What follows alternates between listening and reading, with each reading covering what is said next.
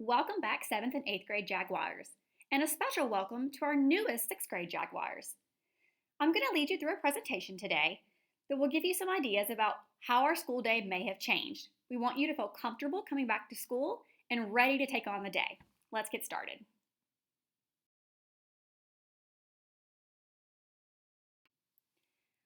All of your teachers and staff here on campus are here ready and willing to help you, and we want to get to know you. The first people to get to know at our school are some of our administrators. Our principal is Mrs. Gant. The assistant principal for 6th grade is myself, Mrs. Frantz.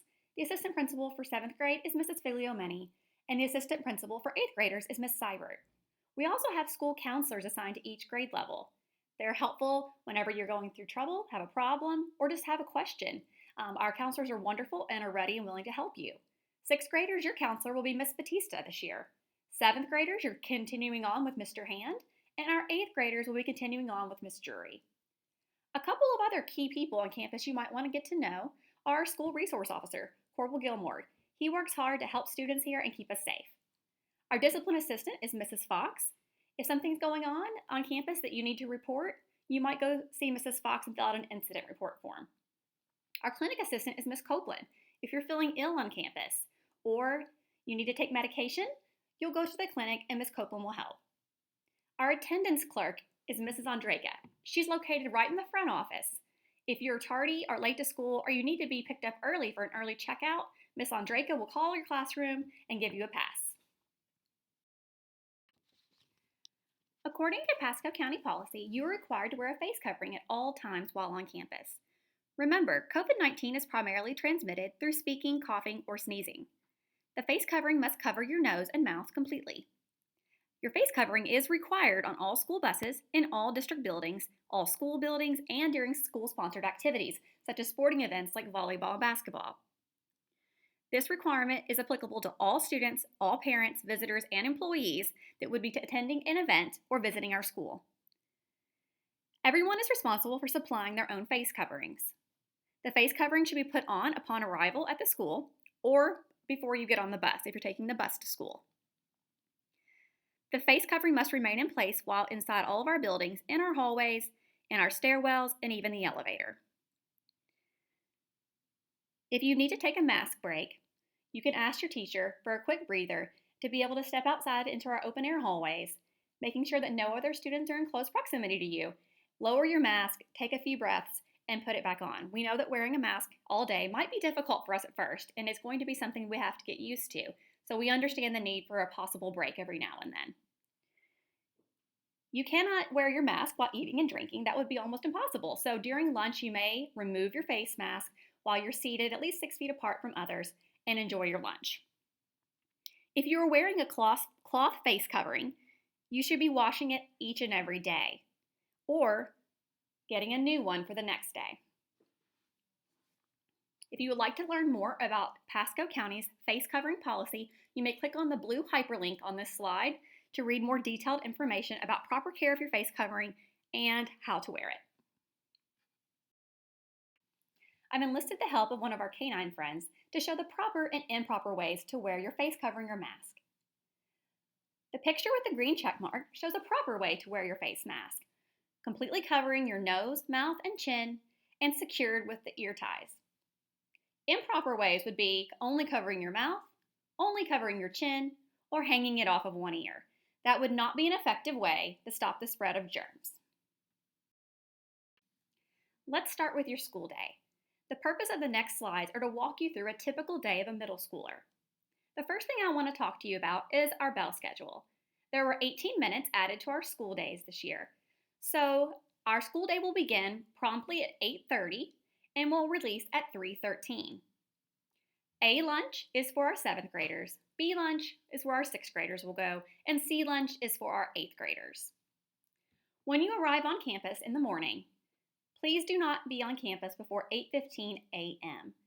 Our buses will not be letting students off before that time, and parents, if you're bringing your child in a car, please do not arrive prior to 8:15.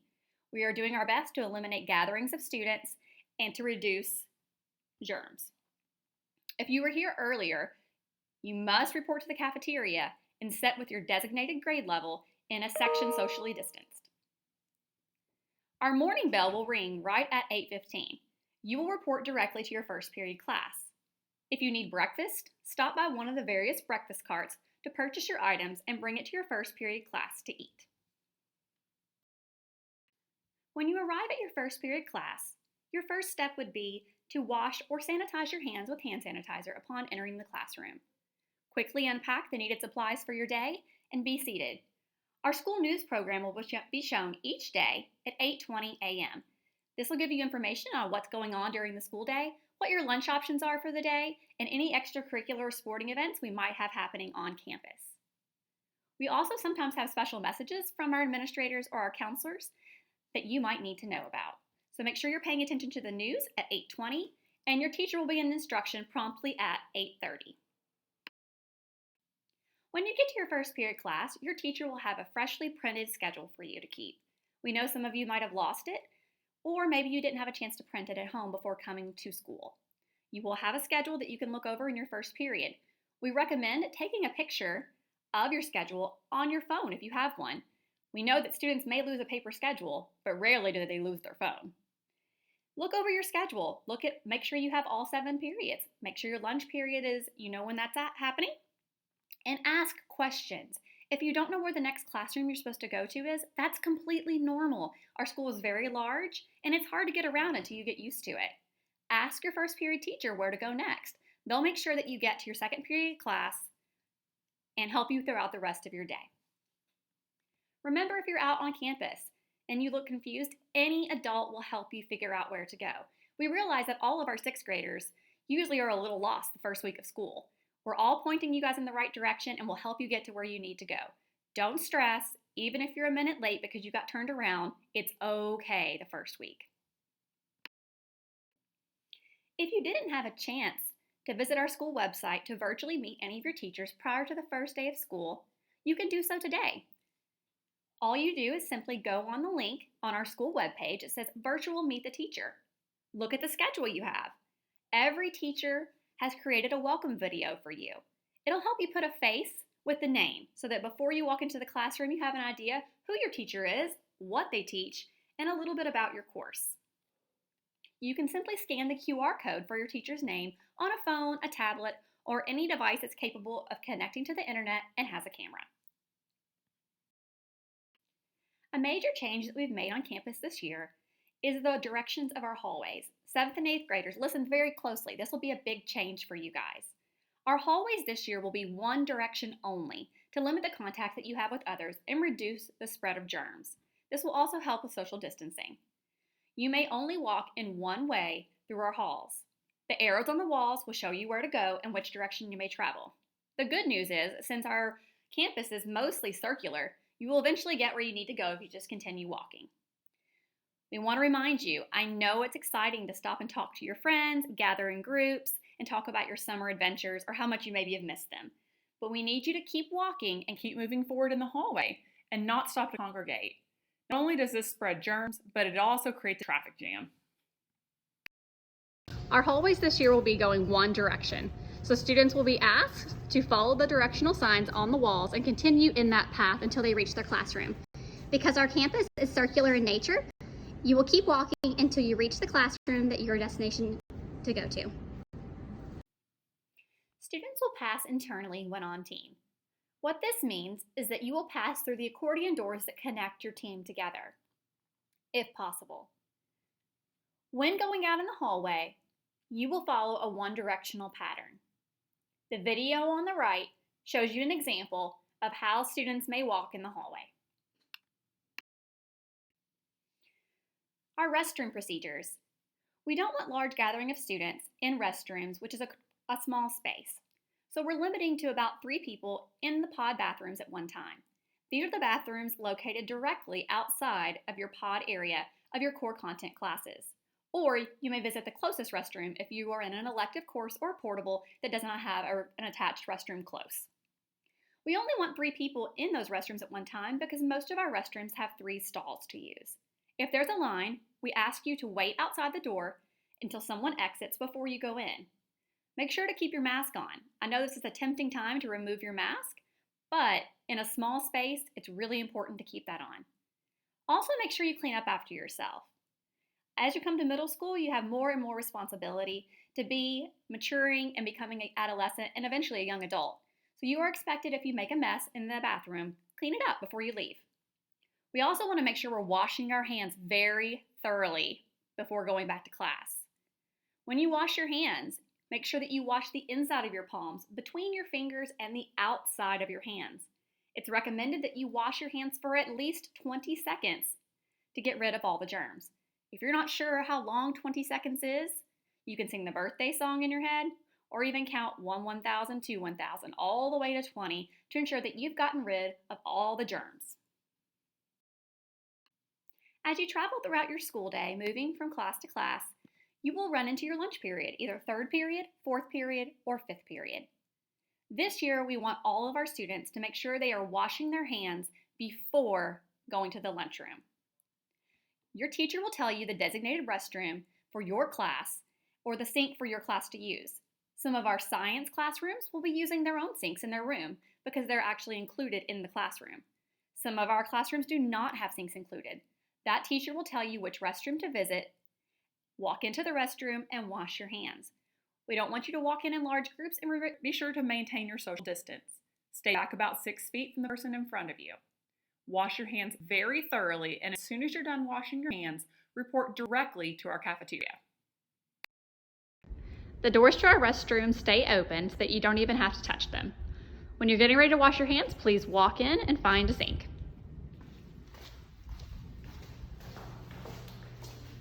Ready? All right, you start washing your hands by getting a nice 2 pumps of soap. Turn the water on, get your hands wet, and scrub your hands, the fronts, the backs, all the way up to your wrists, between all of your fingers, and even rubbing your fingernails. And then do it one more time. The fronts, the backs, between your fingers, and through your fingernails. You're going to wash your hands and keep rubbing and scrubbing for 20 seconds. If you don't know what 20 seconds is, you sing the happy birthday song twice. Then you rinse thoroughly. Water goes off all by itself, so you don't even have to touch the faucet again. Shake them off in the sink. And then you walk out the open door without even having to touch a door and go back to your classroom. This year, we have a couple different options for seating inside and outside the cafeteria. We have added many picnic tables right outside the cafeteria under our covered shelter if you would like to sit outside. There are also cafeteria tables inside and on the stage. The addition of all the tables allow us to further social distance during lunchtime. Where to sit? If you look at your seats, you will see that the spots have been marked off with green dots. You may choose any seat that has a green dot. Please do not sit in the open space between the green dots. Please do not remove the dots on the seats, and remember, only sit on a seat marked with a green dot. You may choose to sit with whomever you like. We want our cafeteria to be a safe place to have lunch, but also a place that you can socialize with your friends and have conversation. If we follow these easy steps, we'll be able to make sure that we can do both of those things.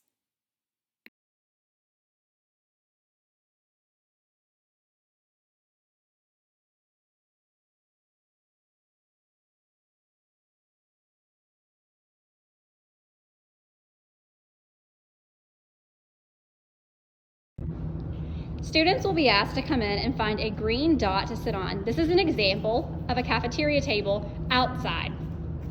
2 students have been chosen to model for us how to find a seat.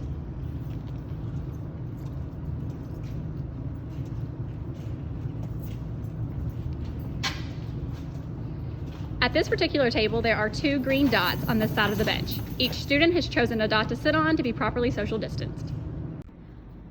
Our tables inside the cafeteria will be marked with green dots as well to let you know where to sit. Green means go. This is a safe place that you may sit. You will enter the cafeteria through the doors closest to the main building. Students will come through and then pick a seat that aligns with the green dot.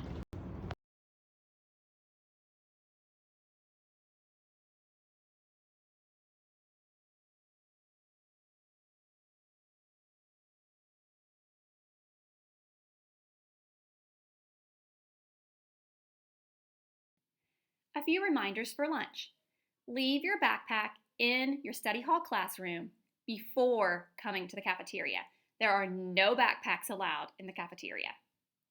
When you come in, if you bring your lunch and don't need to get in the lunch line, simply find your seat. Make sure you don't sit on an X. If you bring your lunch from home, you can begin eating as soon as you sit down. If you're purchasing a lunch, you will wait for your table to be called, then quickly get in line. Our cafeteria will have stickers on the floor that remind you to stay 6 feet apart while in the lunch line. Please make sure you stay on one of the stickers until you move up to get your food.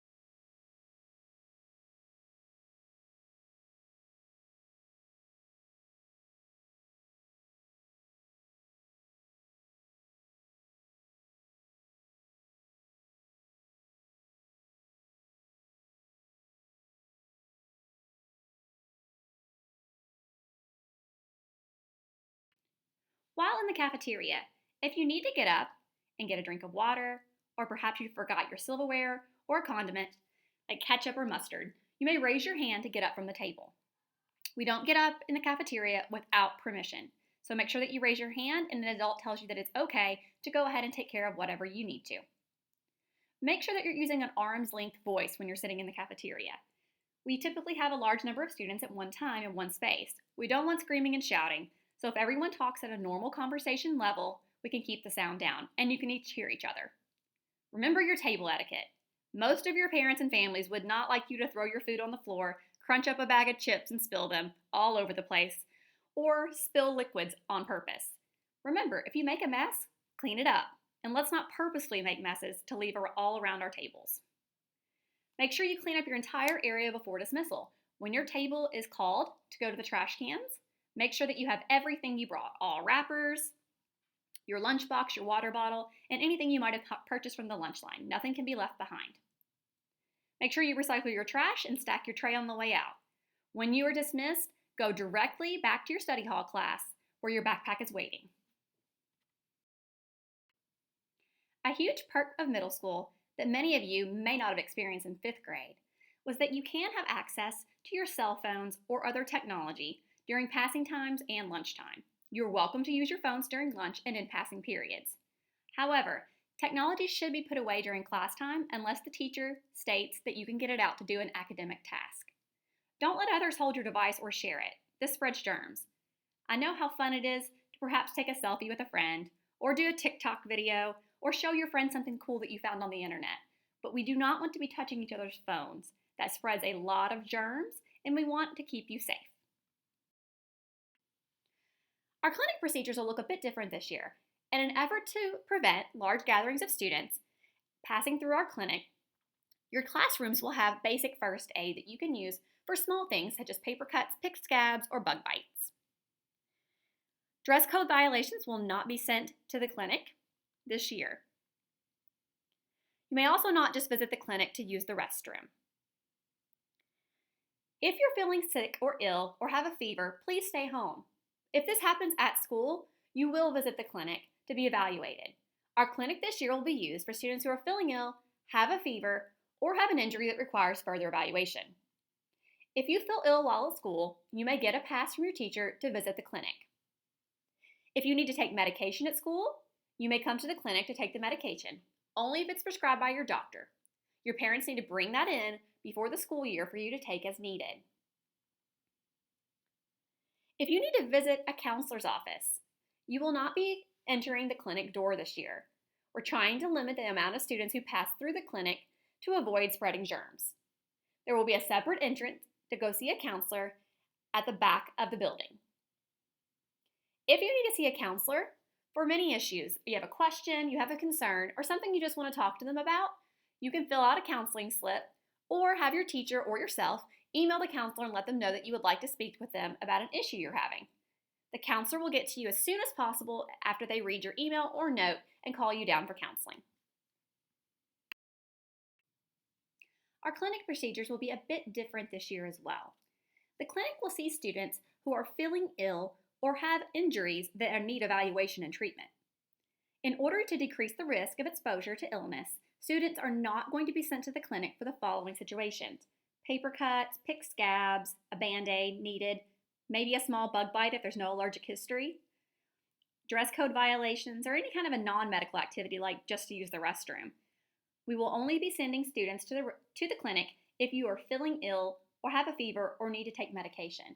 Band-Aids can be found in your classrooms this year, and most of those ailments can be taken care of right in your classroom. This will help you from missing class time and limit the spread of students who are in the clinic that might be able to spread germs. If you are feeling ill or have a fever, please stay home. You will have work to do, and you can stay with your class through our online platform. But we do not want anyone on campus who is feeling ill and could be spreading that around campus. If you need to visit the clinic while at school, you have to have a pass. Please ask your teacher for a pass to go to the clinic. Our counselor's offices are located in the same building as the clinic. If you have an issue that you need to speak with a counselor about, please do not come in the clinic. Let your teacher know that you need to speak with a counselor so they can write you a pass for the counselor's office, or email the counselor and let them know that you want to speak with them. The counselor will call you down whenever there's a moment that they can get to you. They absolutely want to help, but they don't want you walking through the clinic where you could encounter germs. You may take medicine at school only if it's prescribed by a doctor and your parents have brought it into the clinic for you to take as needed. You cannot have pills like Tylenol or other prescription medications that you keep in your backpack. Those have to be housed in the clinic to keep everyone safe. If you have a headache or something of that nature and your parents filled out a healthy student form, we do have ibuprofen and Tylenol that we can give you in the clinic for those minor ailments like that. When the bell rings at 3:13 p.m. to dismiss us from school for the day, all 6th and 7th graders who are car riders will report to the side car loop on the side of our school. All 8th grade students, and if you have a sibling here at our school, will report to the back car loop. We realize there's a large number of students who are car riders at our school. We have plenty of space on the lawn and on the sidewalks to spread out. Please do not stand in groups when waiting for your car. In middle school, a big change is that we do not call out names. So in elementary, you may be used to hearing your name called, and then you report to your car. As you're getting older, you have more responsibility. So you will be watching for your car to pull up with your parent or a person who's driving you home inside, and when you see your car pull up, you will hop in and take off on your way. A quick reminder about our car loop procedures. Some students on our campus either share a carpool or have a sibling that also goes to J.W. Mitchell High School. If you have a sibling or you're riding with someone who is a high school student, they will come through the car loop and drop the middle schooler off first and then circle around to the high school loop. This ensures that there will be no traffic jams and will help with the amount of students needing to cross traffic. When you enter our car loop in the mornings, you'll be asked to pull all the way up. So please tell your parent or your ride to pull all the way up. And make sure you have your mask in place before exiting the car. When you exit the car, your mask will be in place and you'll proceed to your first period class.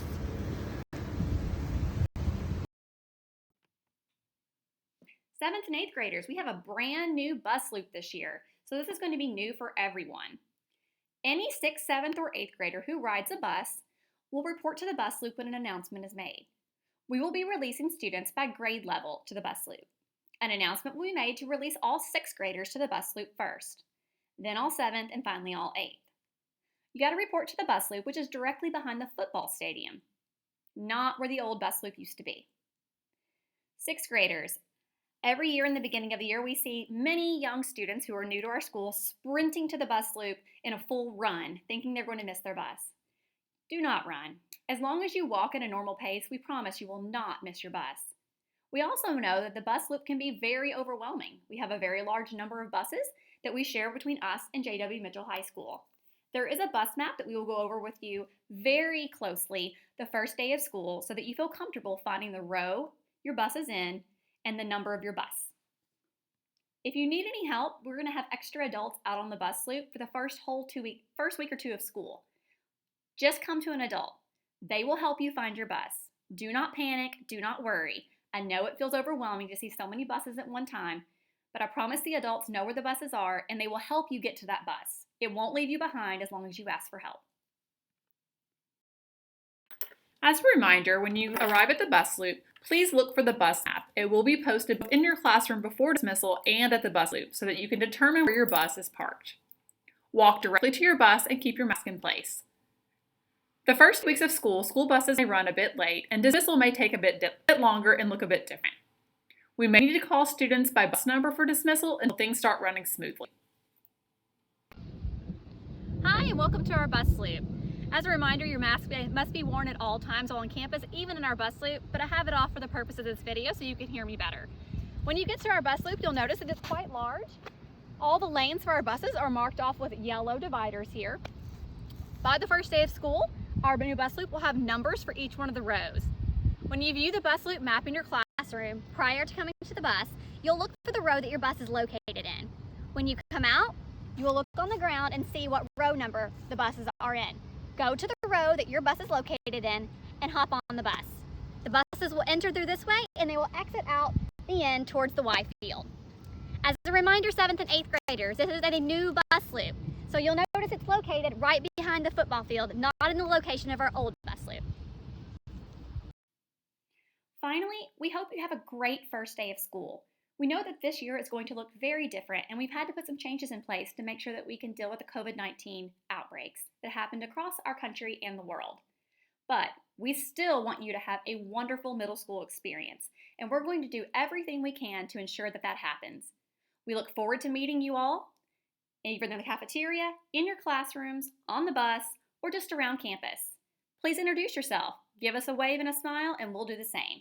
We're glad to have you back, Jaguars.